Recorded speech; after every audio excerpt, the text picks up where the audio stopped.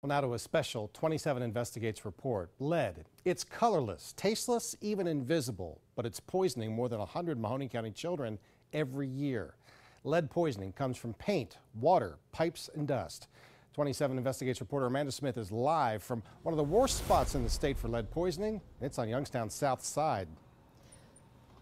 Dave and Erica, only a few areas of Columbus, Cincinnati, and Cleveland have a worse rating than this neighborhood in Youngstown when it comes to lead. Now, the state says that nearly 40% of the children in this neighborhood have some exposure to lead in their bloodstream, and lead poisoning can make children very sick. Children are especially vulnerable to lead poisoning.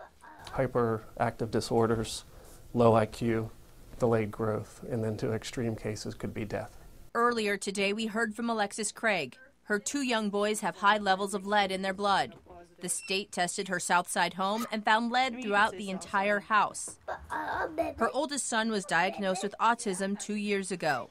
Now her youngest child is also showing signs of the disorder. It could look like autism, but it's actually the lead poisoning, which that's why I don't know if it's actually autism with the 2-year-old or if it could be from the lead paint in the house. She says she was never told when she moved in that there could be problems with the house. If the home was built before 1978, that it could contain lead. They're supposed to give you lead, family or lead, how lead can affect your family pamphlets with the lease. We didn't get any of that.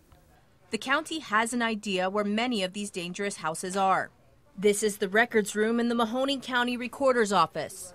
A copy of every property sale and every mortgage is on file here.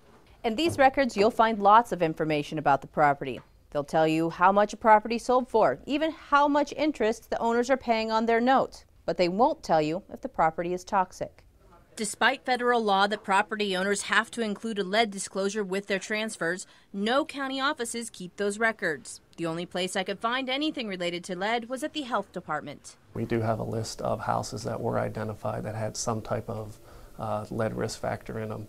But that's only a partial list. Homes and apartments get on it because someone complains to the health department about lead.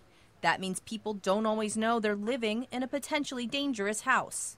This house at 320 East Auburndale Avenue has a problem. It's on the county's lead nuisance list.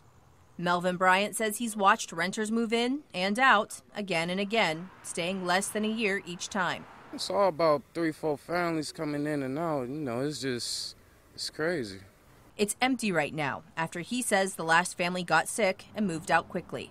Diane Artist says she started warning people she saw looking at the house about the problems. You don't want nothing to happen with kids. I have a special needed child myself. Thousands of houses have been bought at sheriff's auction over the last decade. When they're bought out of foreclosure or the mortgage is transferred to another bank, the lead and other EPA disclosures do not come along for the ride. The sheriff's office and the sheriff's sale is not responsibility for those disclosures. The one disclosure we are responsible for is if the house was previously a meth lab. In this lead-riddled neighborhood, 1 out of every 5 of the houses has been through a sheriff's sale. Just because there are no known problems with lead in a house doesn't mean that it's lead safe. The State Department of Health says lead was used in pipes and in paint in nearly every house built before 1978. Live on the south side, I'm Amanda Smith, 27 Investigates. All right, Amanda, thanks.